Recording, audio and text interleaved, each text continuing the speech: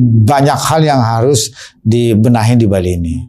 Jadi kalau saya tidak tegas pada saat itu sebagai pemimpin, ya terus siapa yang mau tanggung jawab untuk membangun Bali, tidak membangun di Bali. Jadi nggak perlu dengan buka gini ya kasino, Pak ya. Kira-kira. Kalau kasino, jadi Bali ini sebenarnya kondisinya rusak, tapi orang senang Bali. Emang dasar orang nggak senang, sampai apapun kita tetap orang tidak senang. Ada tipikal orang yang pokoknya sing demen tak koster gitu. Aku kayaknya bersing-sing dulu.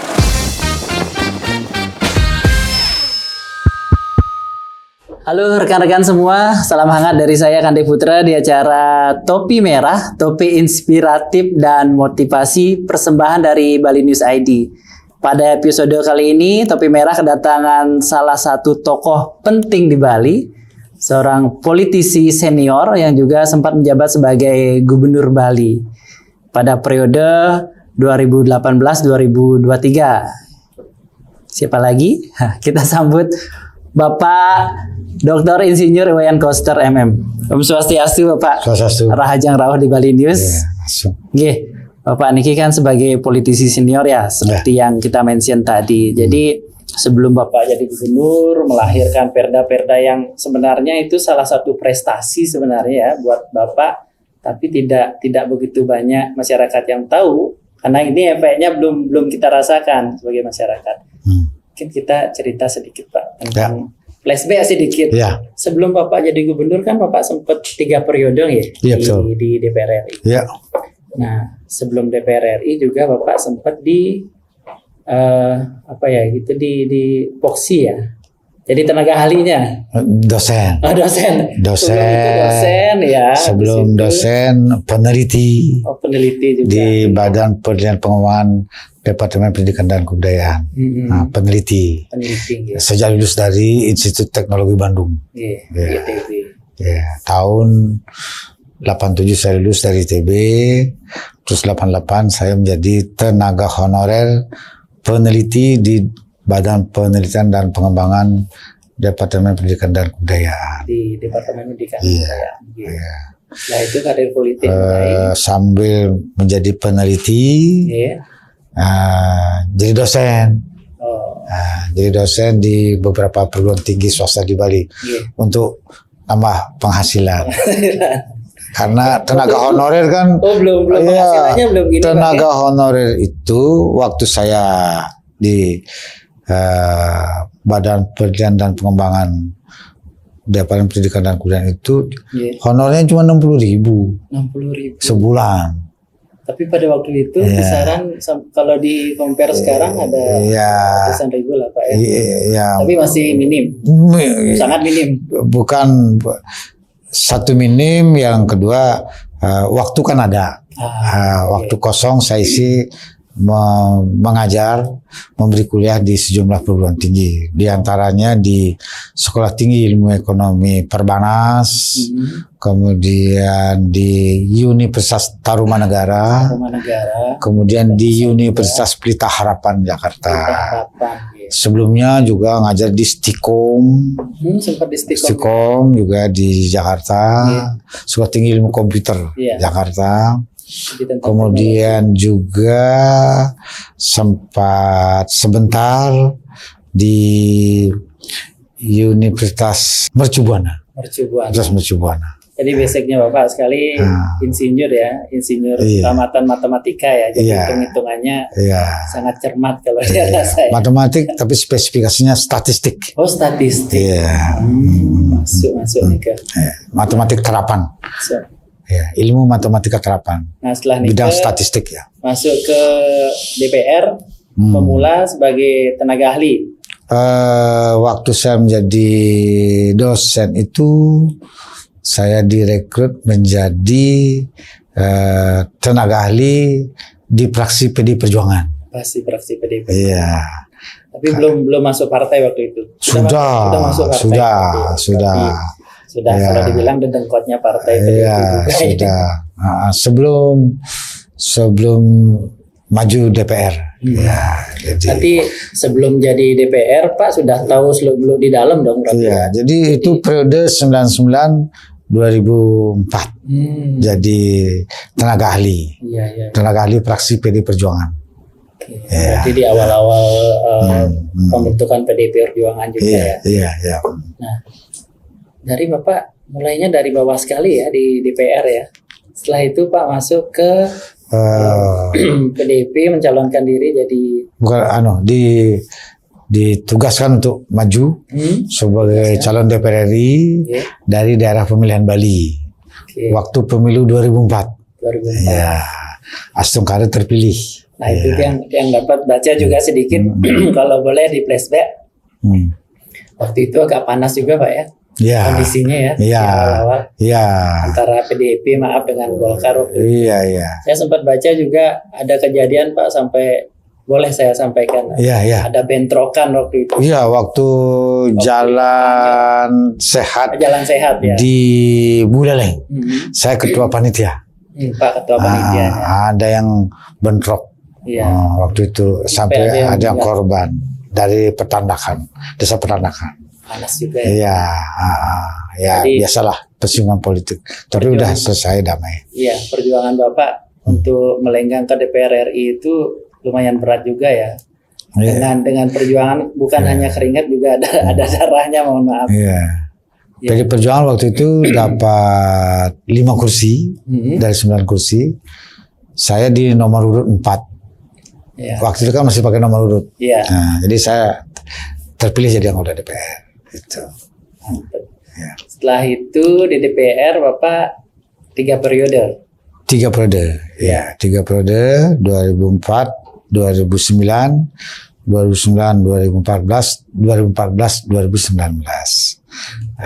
Tugasnya di Komisi 10 yang membidangi pendidikan, kemudian pariwisata, pemuda olahraga, dan pariwisata, ekonomi kreatif, kemudian perpustakaan.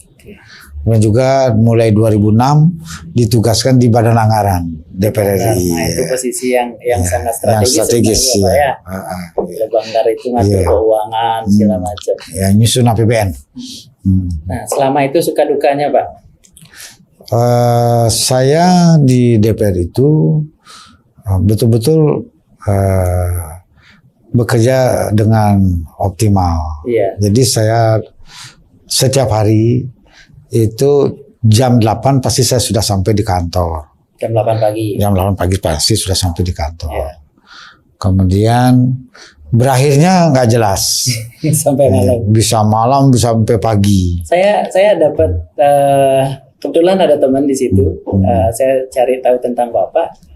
Bapak ini terkenal sampai ke level bawah, dalam artian kelas OB itu ingat dengan Bapak. Iya, karena saya memang suka menyapa dan memberi perhatian. Kalau ada lebaran gitu, saya memberi perhatian kepada mereka rutin tiap tahun. Dan ini yang menarik Pak. Saya dapat WA kemarin dengan Pak, masih ingat dengan Pak Jamal? Ingat ya. Ingat sekali. Ya. Yang nyiapin minuman. Ya. Jadi pemirsa, Bapak politikus kita ini Pak Wayan selain ya dekat dengan kalangan elit di Senayan, beliau juga kalangan dari bawah sekali Pak ya. Ini saya Satpam, Pamdal namanya Pamdal. Pamdal dulu Pamdal Pak ya. Yang nyiapin minuman. Jamal itu sampai sekarang masih WA. Masih. Ya kalau lebaran. Iya. Ya dia cerita ya saya kirimin. Jadi tidak hanya Jamal, ada sekian orang. Ada juga wartawan yang dulu aktif memberitakan aktivitas saya, sampai sekarang masih berhubungan. Iya, yang suka nongkrong di ruangan saya dulu ngobrol. Si Jamal ini bilang saya sering mijitin Bapak dulu kalau pulangnya larut malam. Iya. Bener Pak ya? Betul. Ya. Ini ada di WA saya. Kok bisa dapat Jamal? Dia sangat berkesan saat Bapak dulu itu diantar pakai sepeda motornya dia. Bapak masih ingat? Iya.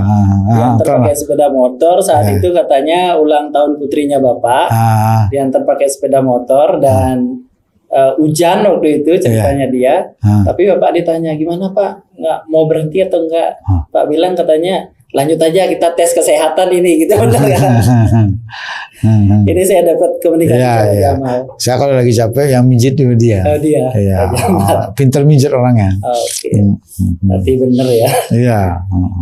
Jadi selain ya dekat dengan yang di bawah, kalau kita pantau sih Pak dari tim kita cari informasi, Bapak ini kan pinter lobby. Ya sejauh ini kita lihat Bapak pinter lobby selama Bapak di Banggar atau di DPR RI, itu banyak sekali produk-produk yang Bapak hasilkan, terutama produk undang-undang, kebijakan segala macam. Yang salah satunya itu undang-undang tentang desa adat itu Pak. Masukkan desa adat ke undang-undang. Itu saya ikut pansusnya khusus. Pembentukan undang-undang tentang desa. Tentang desa. Pansus desa khusus, pembentukan undang-undang tentang desa. Saya masuk situ karena itu strategis buat Indonesia. Itu. Jadi saya bicara ke pimpinan fraksi supaya masuk di pansus. Dan ketika pembahasan dulunya rancangan undang-undang tentang desa ini macet terus, nggak jalan-jalan. Begitu saya masuk, saya dorong jadi. Jadi di situ juga masuknya ada kata desa adat, Pak. Ya, jadi saya memasukkan judul di dalamnya ketentuan khusus tentang desa adat. Ya, jadi ada sekian bab dalam undang-undang tentang desa.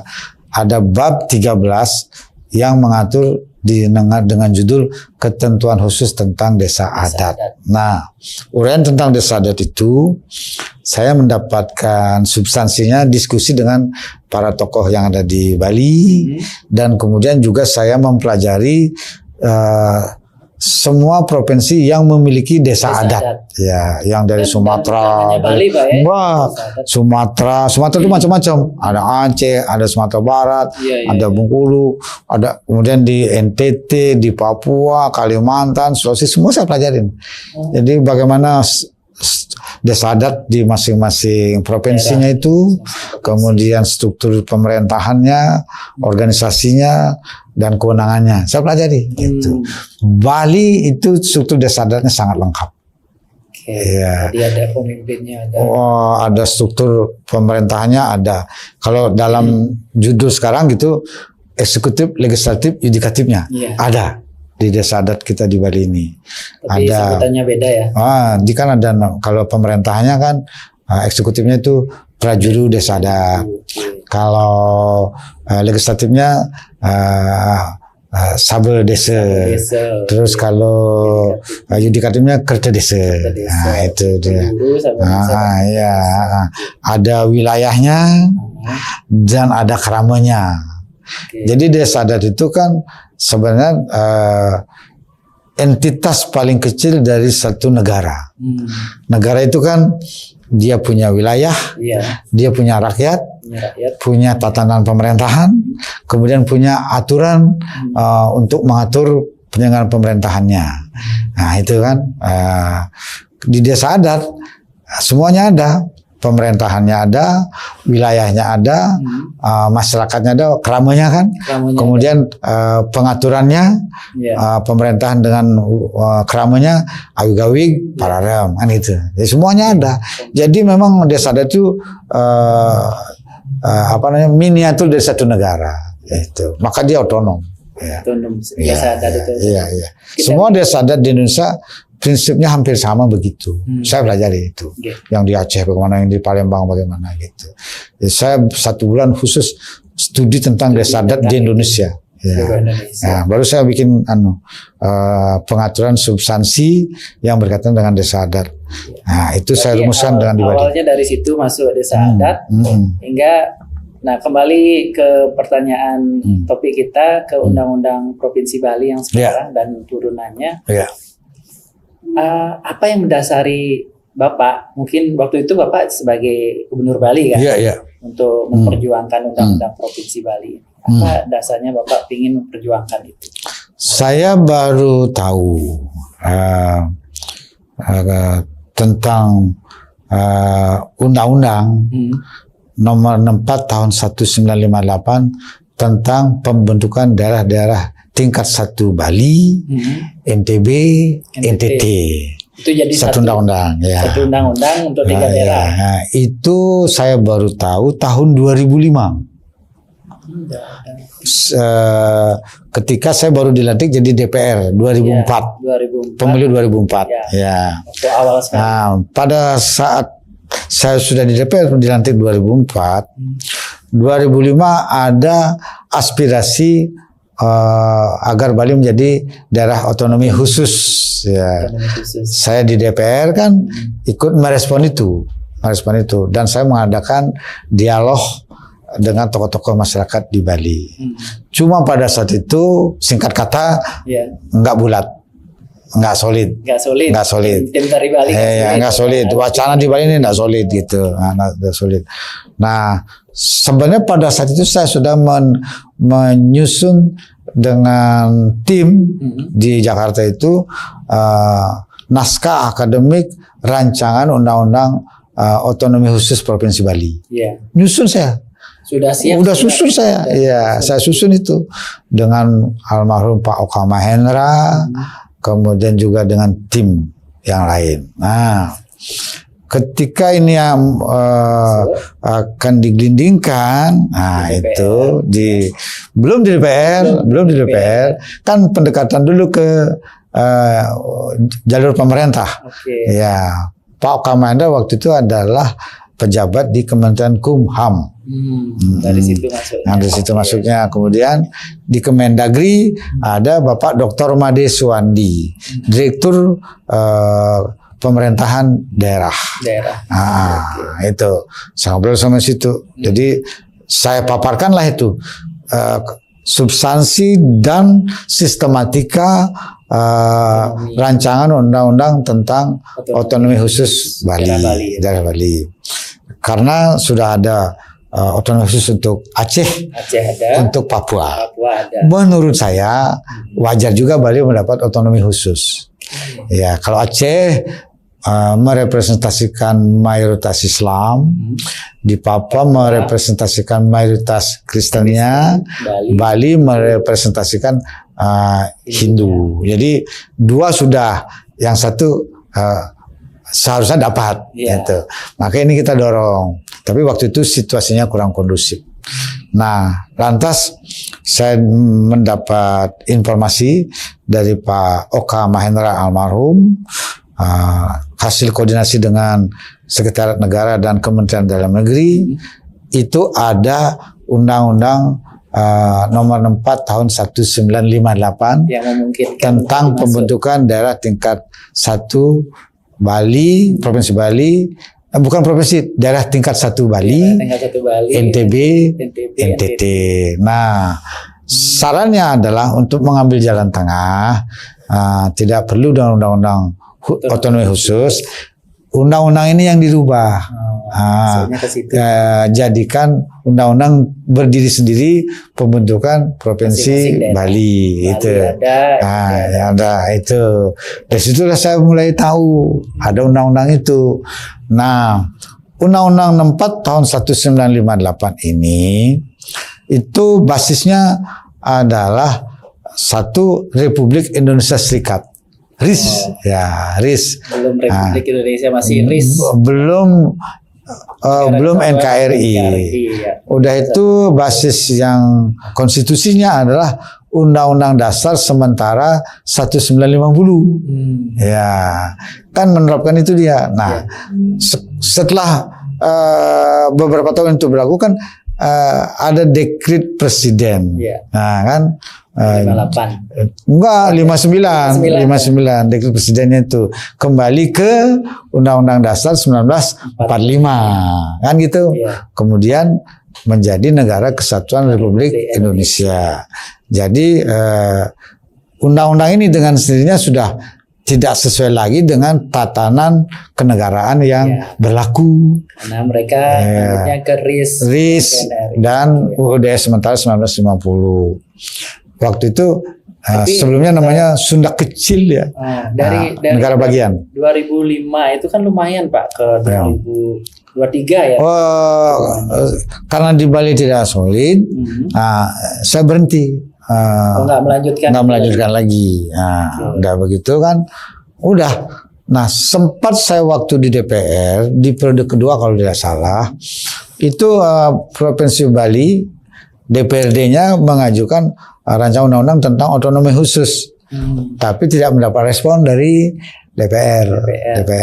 Nah, karena itu saya begitu menjadi gubernur, ya Asung Karim menjadi gubernur, dilantik 5 September 2018, itu saya langsung membentuk tim untuk menyusun rancangan undang-undang tentang Provinsi Bali.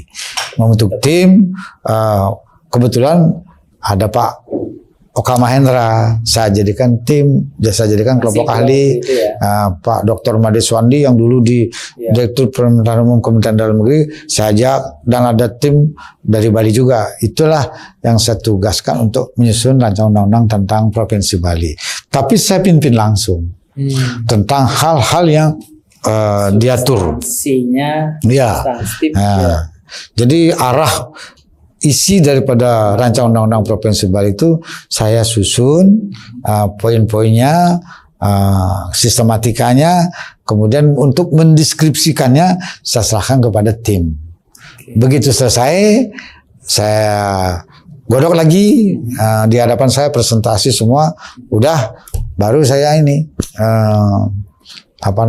share ke naskah akademiknya selesai, naskah akademiknya udah lengkap semua, baru saya audiensi ke Komisi 2 DPR RI, kemudian ke DPD RI, kemudian ke Menteri Dalam Negeri, kemudian ke Menteri Kumham. Tapi waktu itu masih terjadi perdebatan, Pak, ya? Iya. Itu saya ajukannya tahun 2019. Baru mau dilantik sekali. Iya, udah 2019 akhir kalau nggak salah. Terus kan COVID 2020. Mentok lagi. 2020 nggak ada pembahasan di DPR. Nah, terus setelah Bali mengajukan rancangan undang-undang ini, Provinsi Bali, kemudian DPR rupanya buka file.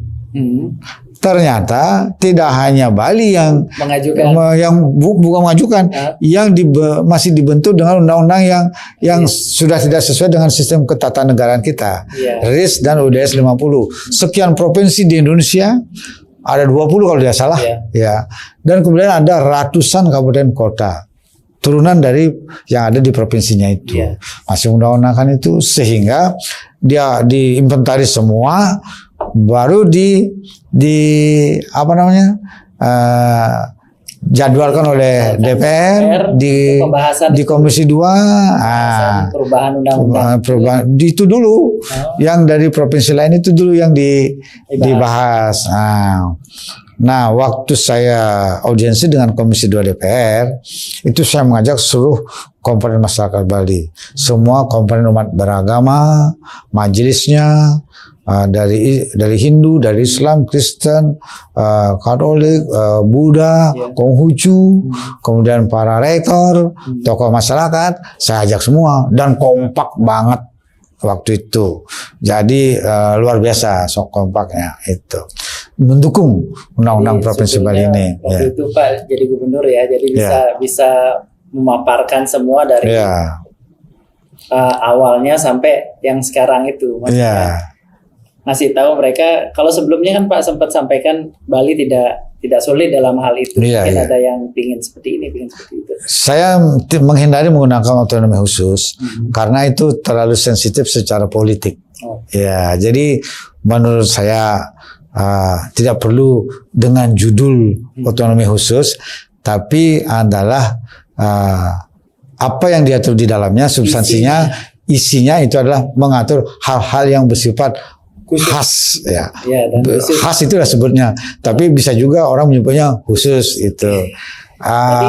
Ibarat ini makanannya tidak perlu disebut capcay, tapi rasanya capcay. Itu dia. Itu kan narasi untuk komunikasi. Tapi isinya itu memang benar-benar khusus Pak ya? Mengatur hal-hal yang sifatnya khusus tentang Bali. Tentang Bali. Berkaitan dengan karakteristik tentang Bali. Satu, apa yang khusus tentang Bali? Ada desa adat, ada subak, ada nilai-nilai kearifan lokal Satkerti, ada Trihita Karana, kemudian juga bagaimana penyelenggaraan pembangunan di Bali. Nah, supaya Bali yang kecil ini pembangunannya bisa dijalankan secara terencana, terintegrasi dalam satu kesatuan pola, tata kelola, dalam satu kesatuan wilayah. Khusus ada pariwisata di sini, pungutan wisatawan. Belum, itu karakteristik Bali dulu. Jadi kemudian pembangunan di Bali ini supaya direncanakan dalam satu kesatuan wilayah, satu pola, satu tata kelola, dan satu pulau. Nah, tapi itu kalau dilihat sekarang kan belum Pak ya. Terintegrasi dan terpadu. Ya. Itu kemudian juga diatur dalam kaitan penyelenggaraan pembangunan Bali itu adalah perencanaan pembangunan Bali untuk wilayah kabupaten kota itu dikonsolidasikan dan dikoordinasikan oleh gubernur. Jadi itu prinsip satu kesatuan wilayahnya. Jadi supaya terintegrasi dan terpadu. Enggak seperti itu. Masing-masing kabupaten. Oh iya, tidak ada undang-undang yang mengintegrasikan perencanaan pembangunan satu pulau. Iya, yang ada adalah kewenangan koordinasi. Raja-raja kecil jadinya Pak. Iya, Kabupaten Badung atau ini mengatur dirinya sendiri. Iya, itu. Ya sekarang di undang-undang ini itu jadinya masuk dia itu. Itu untuk mengintegrasikan pembangunan di seluruh wilayah Bali. Mengapa ini perlu? Karena Bali ini wilayahnya kecil dan keunggulannya sama, yaitu di bidang kebudayaan dengan berbagai unsur adat istiadat, tradisi, seni budaya serta kearifan lokal. Jadi betul-betul ini harus dibangun dengan satu kesatuan. Nah, kemudian potensi lokalnya di bidang ekonomi juga masing-masing punya, bisa dibangun dengan skala prioritas masing-masing kabupaten. Nah, itu yang diatur. Itu untuk pembangunannya. Nah, untuk pembangunan kan memerlukan anggaran. Nah, untuk anggaran itu dalam undang-undang ini diatur, saya masukin karena saya pengalaman di Badan Anggaran kan, ya kan kita memahami celah fiskal negara. Nah, saya turunkan ke celah fiskal daerah. Fiskalnya Pemprov Bali itu sempit, kecil, karena sumber pendapatannya hanya dari pajak kendaraan bermotor, biaya balik nama kendaraan bermotor, kemudian sumbernya tidak sah, tapi nggak banyak. Jadi sumbernya itu aja, dan dengan prinsip nilai-nilai kearifan lokal Satkerti dengan visi pembangunan Bali Nangun Satkerti Lokal Bali, maka alam Bali ini harus bersih. Ya. Alam Bali harus bersih. Lingkungan Bali ini harus bersih. Budaya harus terjaga dengan baik. Nah, maka saya punya niat adalah mengendalikan sumber pendapatan dari pajak kendaraan bermotor dan biaya balik nama kendaraan bermotor. Karena kalau itu dijadikan sumber, maka itu akan digenjot terus. Jadi tambah kemacetan.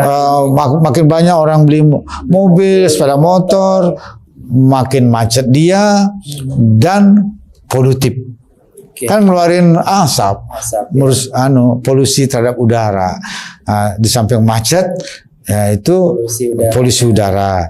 Ini harus dikendalikan. Dan keberlanjutan sumber pendanaan dari Pemprov itu kalau hanya mengandalkan pajak kendaraan bermotor itu tidak akan memastikan dia berlanjut sampai tahun ke depan. Karena pola hidup itu akan berubah. Ya, pola orang bertransportasi itu akan berubah dalam jangka panjang. Jadi saya antisipasi.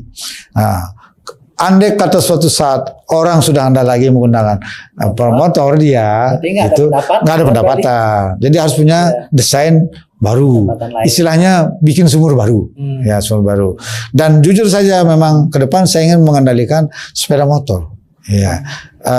Cuman tidak bisa terlalu progresif karena masyarakat Bali perlu adaptasi dengan sistem yang baru, ya. Ya, seperti apa kalau boleh tahu konsepnya itu? Apakah membatasi kendaraan bermotor dengan pajak progresif? Sekarang kan sudah Itu salah satu.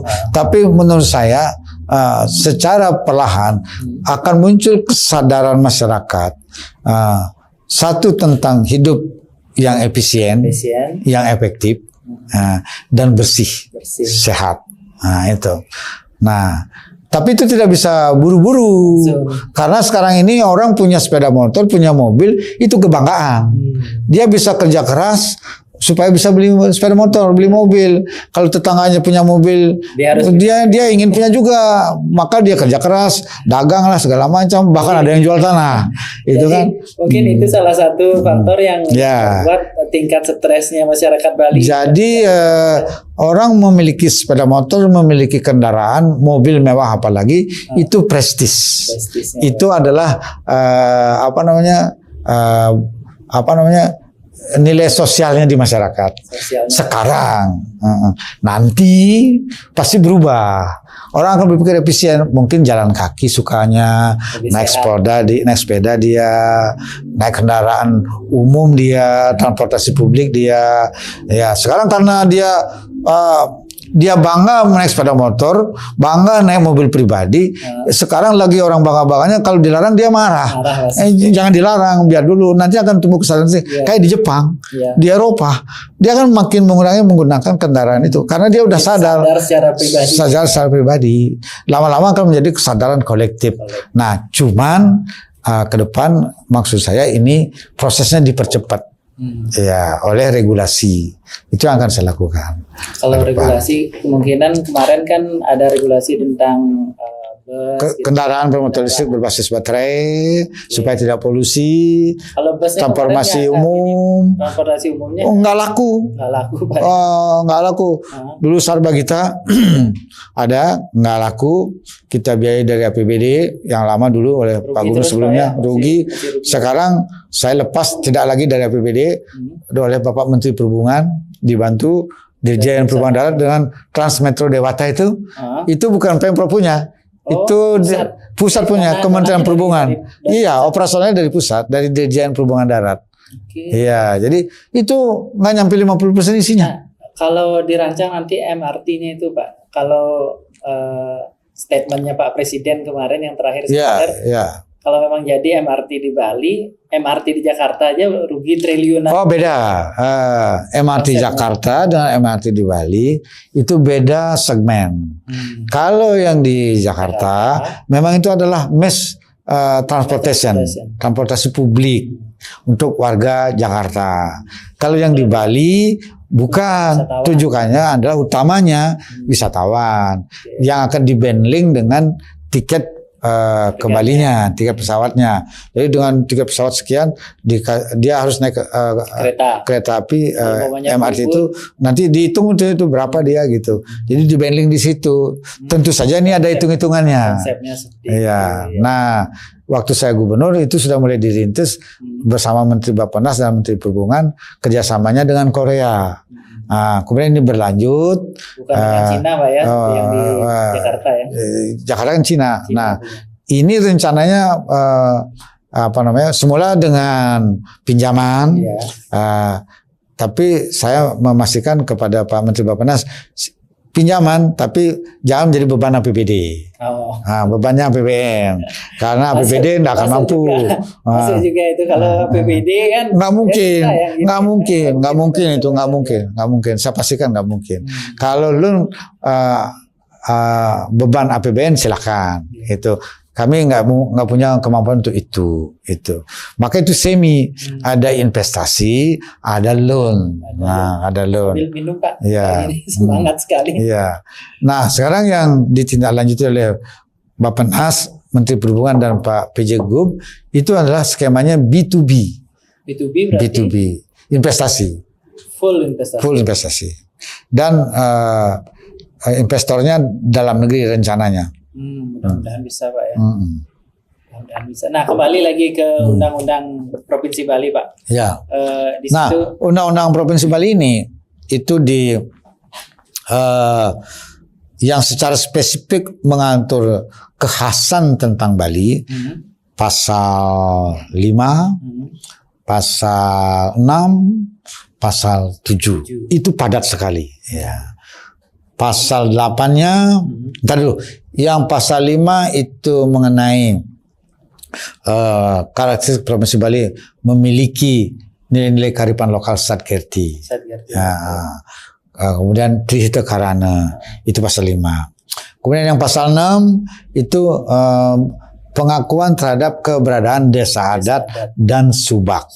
Yang kemudian diatur dengan peraturan daerah. Itu pasal 6 ya. Pasal 7 tentang penyelenggaraan pembangunan Bali secara terintegrasi dalam satu kesatuan wilayah, satu pulau, satu pola, satu tata kelola dengan memuliakan adat istiadat, tradisi, seni budaya dan kearifan lokal. Kemudian mewujudkan pembangunan di Bali mewujudkan prinsip Trisakti Bung Karno yang dituangkan menjadi prinsip Negara Kesatuan Republik Indonesia, berdaulat secara politik, berdikari secara ekonomi dan berkepribadian dalam kebudayaan. Kemudian di ayat berikutnya penyelenggaraan pembangunan Bali itu dikonsolidasikan dan dikoordinasikan oleh Gubernur Bali untuk pembangunan di kabupaten kota se-Bali. Nah, itu pasal 7. Pasal 8 itu sumber pendanaan. Sumber pendanaannya nomor 1 dari APBN, DAU, DAK, DBH dan sebagainya yang reguler itu. Itu khusus untuk desa adat, Pak ya? Enggak. Untuk Bali. Untuk Bali itu memang sudah berjalan. Nah, yang kedua adalah pemerintah pusat dapat membantu pemajuan kebudayaan, desa adat dan subak. Itu melalui APBN. Dengan APBN melalui pemerintah provinsi Bali. Berarti di posisi itu nanti dari pemerintah atau provinsi Bali dapat double loh, Pak. Provinsinya dapat, desa adat dan subaknya juga bisa kemungkinan dapat. Pasti dapat itu ayat 2. Iya. Kalau ayat 1 yang didapat secara reguler sekarang dana alokasi umum dan alokasi khusus dana bagi hasil. Kemudian di ayat ketiganya itu pemerintah Provinsi Bali dalam rangka pelindungan kebudayaan dan lingkungan alam dapat melakukan sumber pendanaan dari pungutan wisatawan asing. Kemudian yang kedua adalah kontribusi dari sumber-sumber yang sah dan tidak mengikat. Semuanya diatur dengan Perda. Kemudian yang berikutnya adalah sumber pendanaan dari tanggung jawab sosial dan lingkungan, dan diintegrasikan, dikoordinasikan oleh gubernur dengan semua kabupaten kota. Jadi punya 3 sumber. 1 pungutan wisatawan asing, 2 kontribusi, yang ketiga tanggung jawab sosial, CSR. Ini diatur dalam Perda. Nah, CSR-nya ini selama ini dulu tidak diatur. Tapi ada CSR. Ada CSR. Tapi dulu dia jalan sendiri-sendiri. Tidak jelas titiknya, objeknya. Dikasih siapa? Iya. Nanti diatur. Saya udah mulai merintis itu. Digunakan untuk membangun kantor majelis desa adat, dibantu untuk pengadaan mobil operasional majelis desa adat itu. Nah, yang semuanya ini diatur dengan peraturan daerah. Yang pungutan wisatawan asing diatur dengan peraturan daerah nomor 6 2023, yang kontribusi diatur dengan peraturan daerah nomor 7 tahun 2023, yang tanggung jawab sosial diatur dengan peraturan daerah nomor 8 2023. Ya, tapi yang baru jalan 1 baru yang pungutan wisatawan asing. Yang aja ini, Pak. Sekarang ini saya cek kemarin udah dapat 190 miliar. 190 M. miliar ya, 190 miliar. Ini belum digunakan. Rata-rata satu hari 1 miliar. Iya, tapi itu belum. Oh ya belum, dia kan mesti masuk, dia nggak bisa APBD dulu. masuk APBD dulu sebagai Bahasa. pendapatan, baru dia digunakan. Itu digunakannya dua, untuk kebudayaan dan lingkungan alam. Itu Cuma dia. dua ini aja, Pak. Dua, ya. Jadi Kebudayaan dalam arti luas. kalau manusianya sendiri, Pak, mungkin Enggak, pendidikan, lain. ya, Nah, nggak ya, masuk ke situ, Pak. enggak, ya. Apa tidak memungkinkan nanti di Perda itu ada ya kita dana yang untuk dari wisatawan asing itu masuk ke seperti misalnya ya untuk pendidikan. Oh, untuk beasiswa. pendidikan udah ada dia. Beda, bukan di situ diatur. Karena sudah kan ada sektor kebudayaan Iya. dengan programnya. Sektor kebudayaan ada itu ya. masuk pendidikan di- Enggak, bukan. Karena kita sudah punya sumber dari pungutan wisatawan asing, maka yang sumber yang digunakan selama ini bisa dialihkan untuk pendidikan, bisa dialihkan untuk kesehatan. Yang untuk kebudayaan ini juga bisa digunakan untuk infrastruktur dan sarana prasarana strategis yang berkaitan dengan budaya itu. Jadi harapan masyarakat luas sih sebenarnya dengan pengundian ini. Kebetulan yang backgroundnya juga di pariwisata, Pak. Yang sempat diskusi sama teman-teman. Kalau keinginan kita kan wisatawan bayar sampai di sini dia mendapatkan fasilitas yang ya sesuai dengan yang diharapkan. Contoh kayak nggak ada lagi jalan rusak, Oh ya, Nggak ada itu pasti akan begitu. trotoar bolong. nggak ada Betul, gitu, ya, betul, bayar. betul. Jadi dalam APBD. Perda ini Perda. tujuannya adalah meningkatkan kualitas penyelenggaraan pariwisata di Bali dari hulu sampai hilir. Ya, dari hulu sampai hilir. Nah, supaya wisatawan itu nyaman dia di Bali, artinya apa nyaman dia? Macetnya ndak boleh seperti itu. Kemudian nggak boleh ada bau-bau sampah. Berarti kebersihan. Kemudian juga kebersihan itu. Kemudian juga keindahan harus dibangun, taman segala macam. Kemudian pinggir-pinggir jalan rapiin, trotoarnya, kan gitu dia. Mesti begitu dia sebagai daerah wisata. Bali itu mesti cantik, indah, berbudaya. Itu dia. Ini yang belum. Jadi Bali ini sebenarnya kondisinya rusak, tapi orang senang Bali juga. Kira-kira syukur ya. Ya mudah-mudahan nyeletuk sedikit tentang rekomendasi, Pak. Mudah-mudahan ya kita nggak tahu ya. Ya. Atau mungkin Bapak sendiri sebenarnya sudah tahu rekomendasi dari PDIP sendiri apakah sudah di tangan Bapak atau belum? Oh belum, didoakan aja. Ya, Didoakan belum. saja, oke. Didoakan aja ya. Seandainya nanti Pak dapat itu, kira-kira bisa ya mengurai kemacetan. Udah pasti. Di rencana yang akan saya jalankan di periode kedua itu masuk semua sudah. Satu infrastrukturnya, yang kedua transportasinya, kemudian yang ketiga pengaturan sirkulasi antar wilayah kendaraannya, ya itu. Kemudian di mana wilayah harus satu arah, di mana boleh dua arah, di mana boleh lewat, di mana tidak boleh lewat, itu akan diatur. Terkait pungutan juga lagi satu, Pak. Itu kemarin ada usulan pungutannya dinaikkan. Sekarang kan masih baru 150.000. Betul. Ada sampai usulan sampai 500.000. Kira-kira menurut Bapak gimana? Apakah Jangan dulu bicara mengenai kenaikan. Ya, karena di Perda sudah diatur itu paling cepat dievaluasi dalam waktu 2 tahun sejak diberlakukan. berarti 2 tahun lagi baru Diberlakukan kan 14 Februari 2024. Nah, baru nih. berapa bulan? Belum setahun. Belum setahun ya. 14 Februari 2025 setahun. 14 Februari 2026 baru 2 tahun. Nah, sekarang kita harus performan membaik Buktikan dulu, gitu loh. Buktikan dulu. Ya.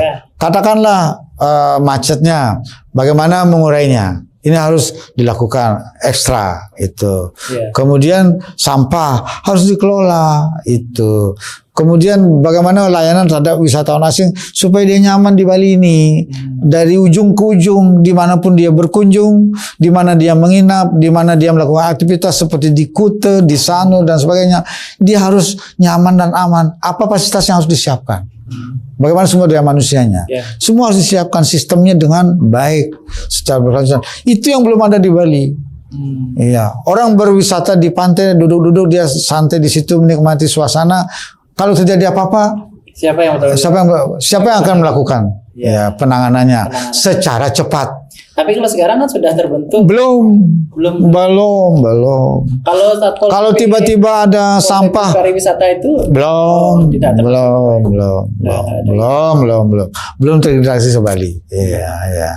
Jadi belum bagus. Tapi kalau Tata kelola pariwisata di Bali ini belum bagus. Semoga Bapak nanti dapat rekomendasi jadi gubernur, itu bisa terlaksana Pak ya. Astunggara. Astunggara ya. Dan memang banyak hal yang harus dibenahi di Bali ini ke depan dengan regulasi yang sudah saya susun dalam bentuk peraturan daerah maupun peraturan gubernur. Ya, sekarang satu lagi Pak tentang pariwisata, masih fokus pariwisata. Nah, bagaimana Pak melihat pariwisata yang ada sekarang ya secara personal individunya mereka, tingkah laku mereka.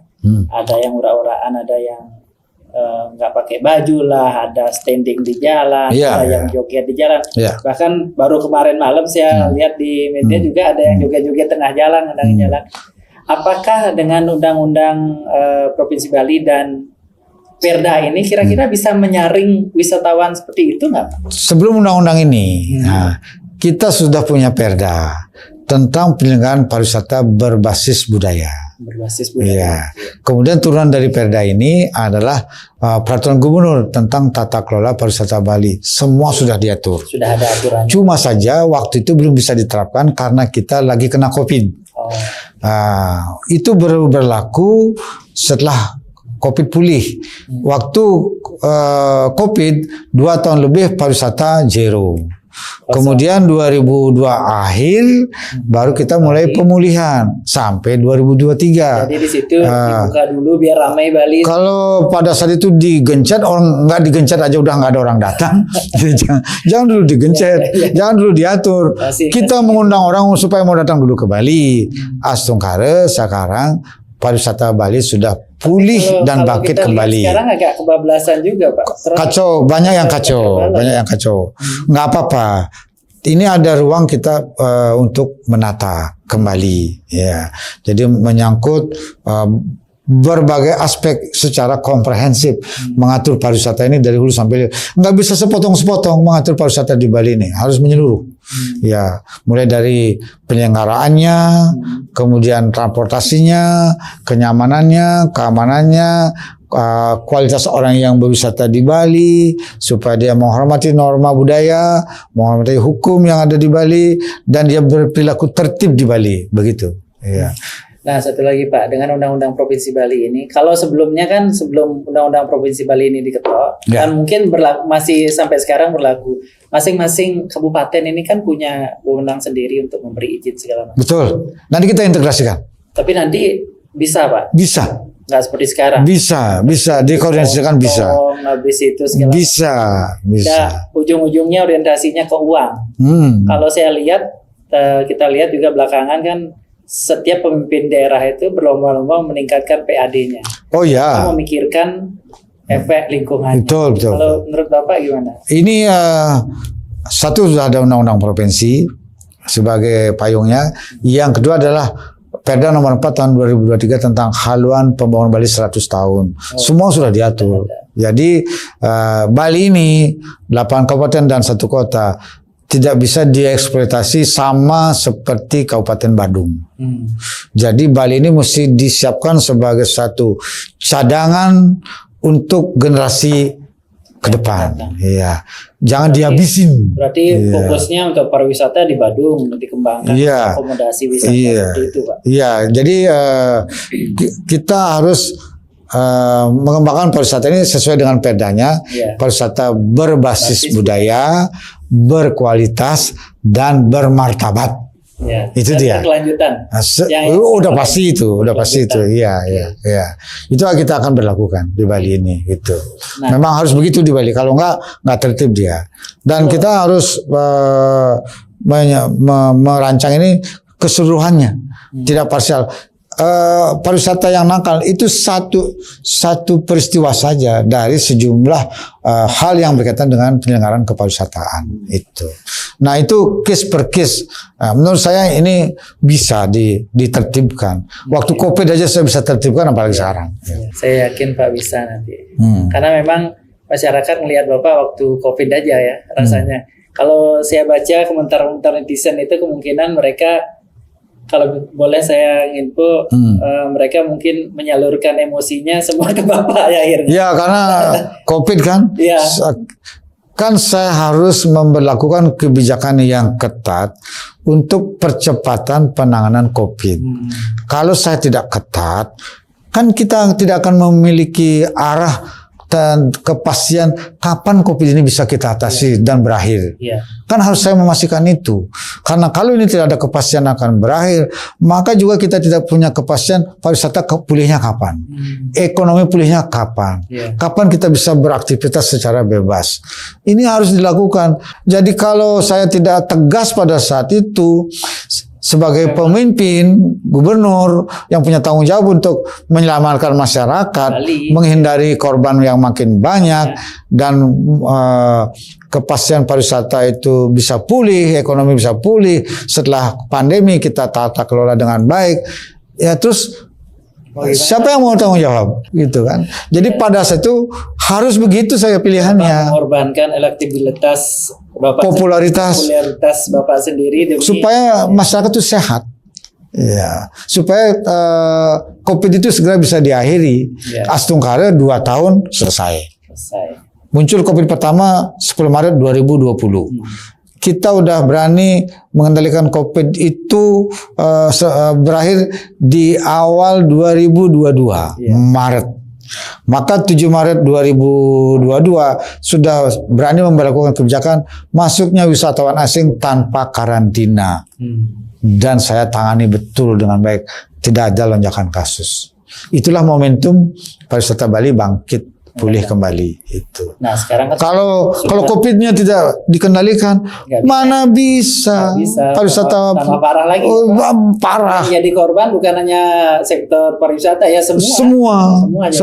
Jadi saya kira sekarang sudah dirasakan loh, ternyata bagaimana kerasnya Pak Gubernur waktu itu memperlakukan kebijakan penanganan COVID. Sekarang ya sudah kelihatan hasilnya. Di awal para pelaku pariwisata kan marah terus. Bagaimana mengundang pariwisata kalau masih COVID? Orang nggak ada yang mau datang, negaranya melakukan pembatasan, pelarangan untuk bepergian.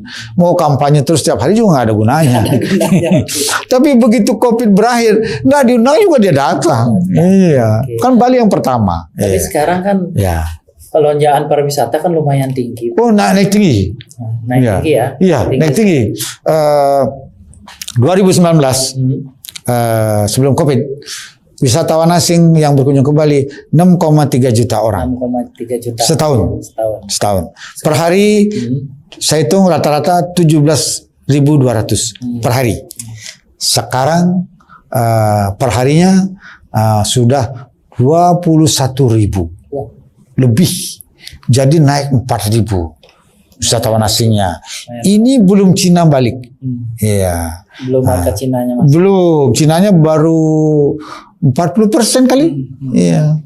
Dulu Cina 1,2 juta, sekarang baru 200 ribuan.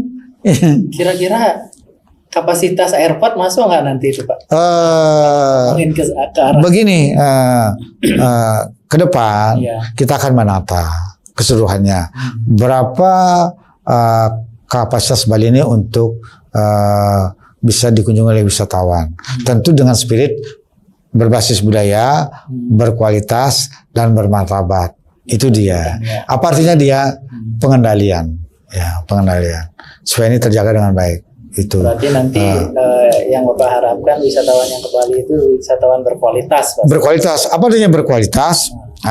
Udah dirumuskan dalam Pergub. Satu, dia punya duit. Ya, berduit ya.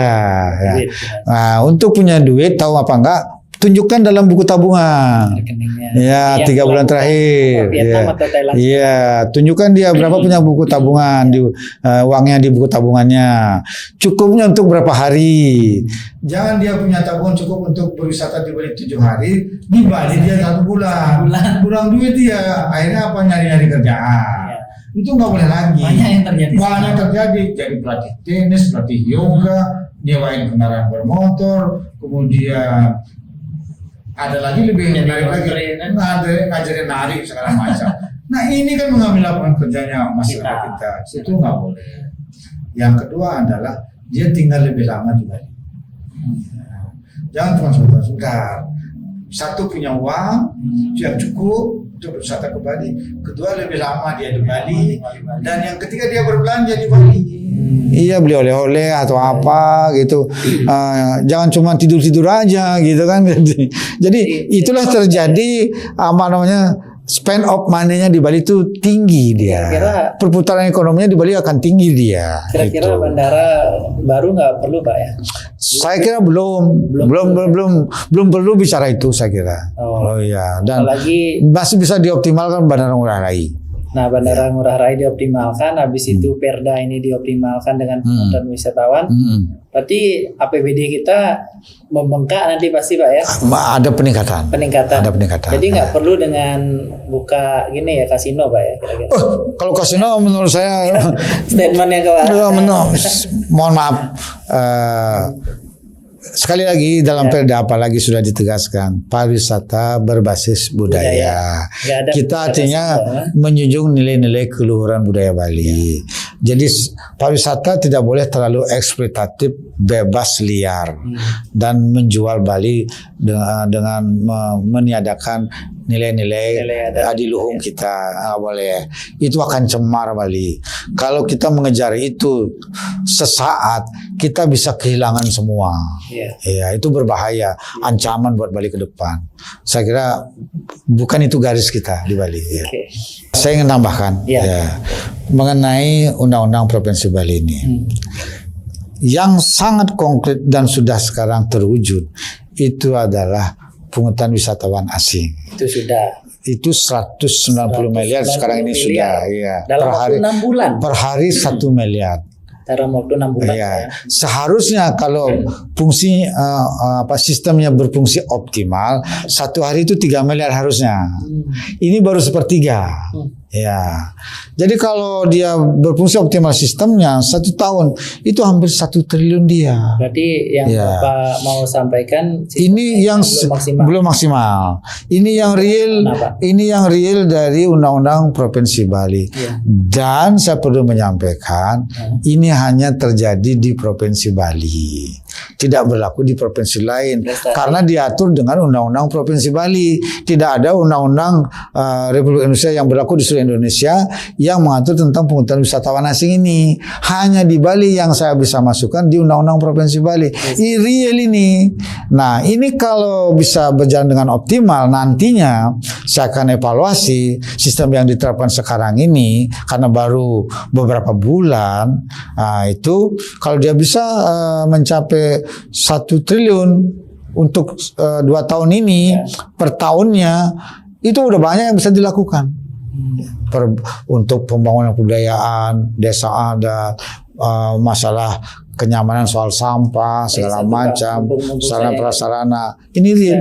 Kita sih berharap mungkin kalau saya dapat pesan dari pemerhati budaya juga Pak, akan sangat disayangkan jika memang kalau uang kita banyak, apa aja bisa kita lakukan. Tapi ada hal-hal tertentu yang memang tidak harus kita lakukan. Contoh, kalau pemugaran pura, Pak. Ya. Pemugaran pura itu ya kan ada historisnya. Betul. Tidak semua pura yang sudah bagus, yang isi ukiran nanti dibongkar diganti batu hitam. Oh, itu hati-hati. Nah, itu. Harus sangat hati-hati. Kalau pura itu ada historisnya. Ya. Ada hal-hal yang harus dijaga, hati-hati, tidak boleh sembarangan. Jadi jangan sampai katakanlah satu historisnya, yang kedua arsitekturnya dirubah dibangun karena doang tanpa memperhatikan riwayatnya, arsitekturnya termasuk, jangan sampai terjadi begitu. Sejarahnya juga kan Tidak boleh, akan hilang dia. Dan itu heritage, apa namanya, warisan budaya itu, cagar budaya itu tidak boleh. Itu jadi catatan buat Harus, kan? udah pasti itu, ya udah pasti. Nggak boleh.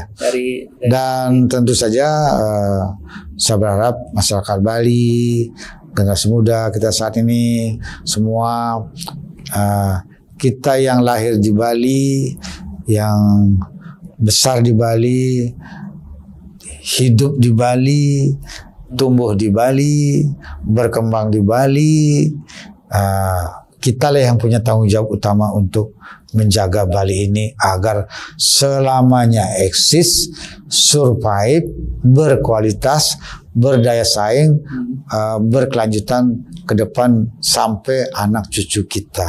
Itulah sudah diatur dalam haluan Pembangunan Bali 100 tahun. Ini harus dijalankan secara konsisten supaya Bali ini tetap ajeg, jangan seperti Hawaii. Habis dia budayanya. Iya. Tergerus dengan modernisasi tanpa arah. Kita tidak menolak modernisasi. Bagaimana modernisasi itu berjalan tanpa mematikan budaya, kearifan lokal Bali. Semua harus bisa survive, berjalan secara beriringan. Itu. Saya kira itu harus menjadi kesadaran kolektif kita semua di Bali. Dan tentu ini harus dijalankan oleh pemimpinnya di Bali, di provinsi maupun kabupaten kota sebalik, serta dukungan penuh dari seluruh komponen masyarakat Bali. Ya. Hati-hati kita, jangan sampai Bali ini rusak ke depan. Itu berarti kita tidak akan memberikan warisan yang membawa generasi muda itu survive. Kita harus memastikan generasi ke depan Bali turun-temurun ratusan tahun, ribuan tahun, dia harus bisa survive di tanah Bali. Ya, itu. Berkembang di tanah Bali, itu. Dengan kata lain juga, dengan undang-undang Provinsi Bali ini sebenarnya Bali sudah jadi otonomi khusus, Pak ya? Jangan sebutnya otonomi khusus ya. Tetapi hal-hal khusus yang ada di Bali sudah terjaga dengan baik. Sudah diberikan arahan bagaimana tatanan penyelenggaraan pembangunan di Bali agar memuliakan adat istiadat, tradisi, seni budaya dengan kearifan lokalnya. Sudah ada garis seperti itu dalam undang-undang. Itu di pasal 7 ayat 2 itu. Waktu Pak menjabat kemarin banyak sekali proyek-proyek yang besar yang ada di Bali. Gimana perjuangannya Pak? Sedikit aja. Jadi gini, di periode pertama. Targetnya seperti apa sebenarnya itu? Jadi di periode pertama saya gubernur 2018-2023, saya betul-betul menjalankan dengan konsisten pelaksanaan visi Nangun Sarke Tilo ke Bali dari pola pembangunan semesta berencana menuju Bali era baru. Ini semua kebijakan sudah dijabarkan, diatur dalam peraturan daerah dan peraturan gubernur serta surat edaran. Ada 21 peraturan daerah, 27 peraturan gubernur. Jadi total ada 48 peraturan dan 5 surat edaran. Semua itu adalah aturan yang mengempowerment Bali. Bukan, kalau perda yang administratif itu nggak saya hitung. Ini perda yang mengempowerment alam, manusia, dan kebudayaan Bali. Menjaga ini. Itu sudah semuanya jadi. Ada yang sudah jalan dengan baik, ada yang baru setengah jalan, dan ada yang sedang dalam persiapan untuk dilaksanakan. Jadi karena waktunya mepet. Sebenarnya, siapapun jadi gubernur Bali nanti pasti akan kelihatan oke karena peraturannya udah Bapak siapkan. Iya, di antara yang konkret kan misalnya arak udah bisa. Dulu nggak boleh, sekarang udah boleh. Sekarang dengan peraturan Gubernur Bali nomor 1 tahun 2020 itu produk araknya sekarang udah ada 48 branding. Bisa ekspor juga. Ekspor, ada pita cukai, izin POM. Kemasannya berkualitas. Sekarang hotel koktailnya hampir semua bahan bakunya arak dan memang lebih enak. Tiap hari Kamis busana adat Bali, tiap hari Selasa menggunakan endak Bali. Kan semua produk lokal. Terus desa adat diperkuat, budaya diperkuat. Kemudian alamnya dijaga dengan pengolahan sampah berbasis sumber dan seterusnya. Kemudian membangun perekonomiannya. Diawali dengan pembangunan infrastruktur, jalan shortcut, Singaraja, Mengui. Jalan terus sekarang berjalan. Masih berjalan, Pak. Ya, jalan shortcut Singaraja Mengui. Shortcutnya ya, maaf, ya. saya kira tol. Pelabuhan Sanur, Nusa Penida dan Nusa Ceningan udah jadi. Dan ini akan dilanjutkan lagi di daerah-daerah lain.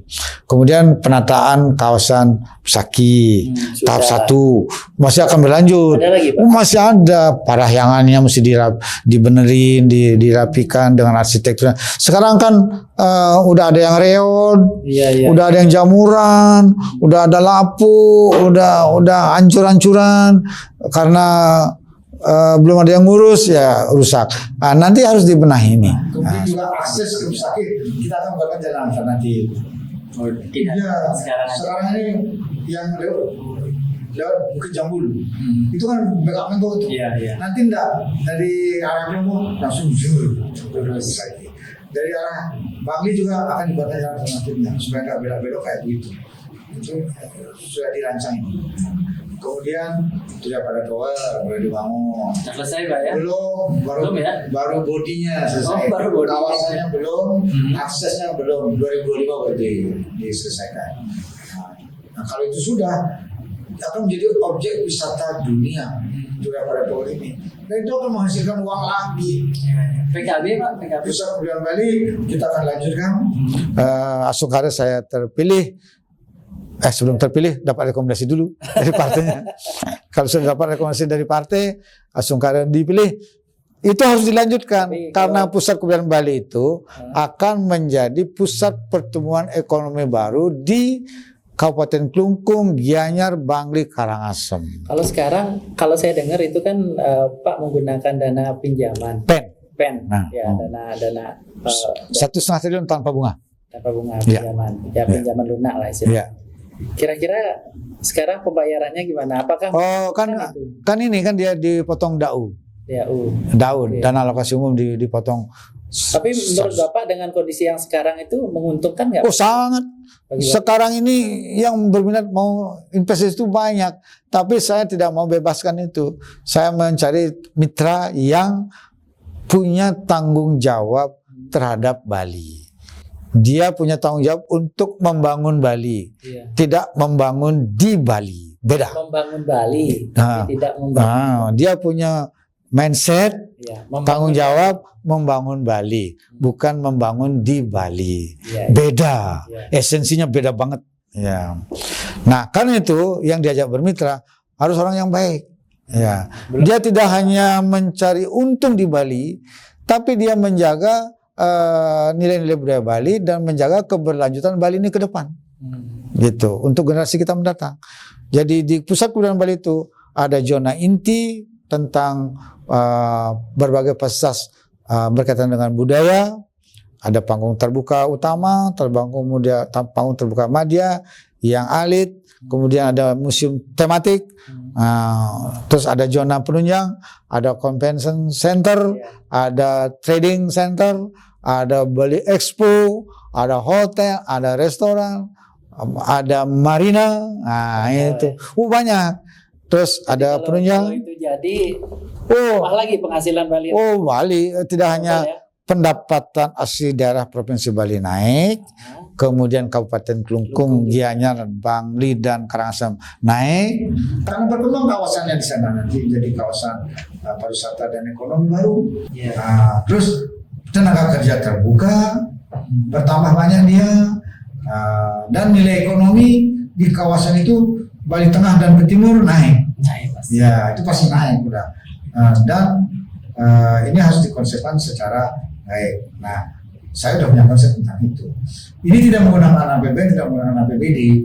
Konsepnya adalah kerjasama dengan pihak ketiga, investasi, sudah ada MOU, dan nanti untuk pembangunan pusat kebudayaan Bali-nya juga dari kompensasi dari investornya itu. Jadi investornya membangun pokoknya kayak marina atau apa, kompensasinya untuk membangun. Untuk berapa puluhan tahun ke depan itu kerjasama, misalnya 30 tahun, 50 tahun, dia ada sewa sekian. bayar sekian. Pembayarannya itu nanti dipakai sebelum bayar ada ini dulu kompensasi bisa masuk. Nah, itu yang kita pakai bangun pusat hiburan Bali. Nah, jadi kontrak sewanya beda, uang mukanya beda. Kompensasinya beda. Beda. Jadi kompensasi untuk masuk dulu. Ya, setelah masuk ya kena kewajiban sewa. Dari yang Pak sampaikan tadi, kalau saya telah sebenarnya banyak sekali yang sudah Bapak lakukan dan kalau saya rasa sangat bermanfaat buat Bali. Tapi kenapa banyak pihak yang istilahnya masih ada yang tidak suka dengan Bapak? Kira-kira kenapa ya? Satu mungkin memang orang nggak senang. Ya kan kita sebagai manusia. Emang dasar orang nggak senang. Ya, sampai apapun kita tetap orang tidak senang. Ada tipikal orang yang ya pokoknya sing demen tak koster gitu. Aku kayaknya bersing-sing Ibu beli gitu. Nah, ada yang begitu kan. Ya kita maklum. Ya. Namanya juga orang nggak senang. 613 Kebali itu kan alam beserta isinya. Ya mau kenapa isinya? Ada Isinya. demen, ada isi demen kan gitu. Isi demen, ya. Nggak apa-apa gitu. Tapi kan yang udah merasakan jelas ini kan.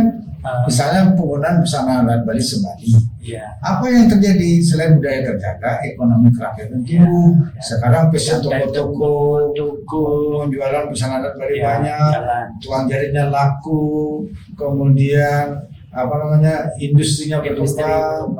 Begitu juga ndeng, tiap hari Selasa, fashion datnya bagus. Saya sekarang hampir tiap hari pakai ndeng. Udah begitu produk lokalnya berkembang sekarang di hotel-hotel banyak.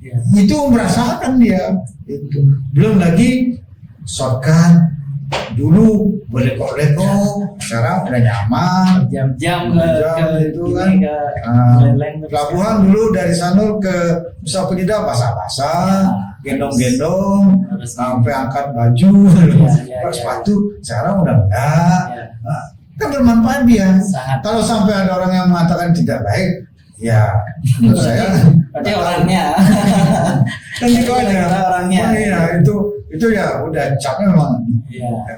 Masyarakat yang merasakan itu pasti penilaiannya positif. Iya. Ya, kemudian mungkin juga style saya nggak disukai, mungkin saya dinilai kaku, komunikasinya kurang bagus atau apa. Ini kan menyangkut personality ya, gitu. Bawaannya orang. Susah. Saya mendengar juga bahwa mungkin saya terlalu kaku, akademik, segala macam. Tidak ada gimmick-gimmick gitu kan. Saya kan orangnya bukan begituan orangnya. Saya orang kerja, udah gitu aja. Iya. Nah, tapi kalau dicek poin per poin, hasil ada. Hasil akhirnya dari tidak ada menjadi ada. Gitu. Kelihatan nih, undang-undang provinsi sendiri. Iya. Menghasilkan uang dia. Jadi ya ini sudah hampir 1 jam kita nggak terasa. Ya. Jadi pada prinsipnya kita udah dapat Pak statement-statementnya Bapak. Kalau rasanya kalau saya ngobrol sama Bapak mungkin 2 jam 3 jam nggak selesai. Ya. Banyak yang saya tanyakan dan Bapak memahami semua yang nanti lanjut lagi. Bikin gelombang kedua. Gelombang 2, oke. Gelombang 2. Ya. Dan mudah-mudahan nanti rekomendasi di tangan Astenggara. Ya. Dan bisa jadi gubernur Bali yang periode kedua. Jadi nggak banyak yang bisa saya sampaikan. Ya. Saya hanya mengucapkan terima kasih Ya. banyak.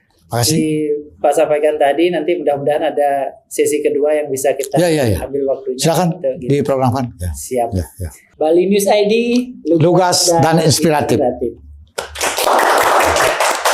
Atur semua. Ya. Semua banget waktunya Pak.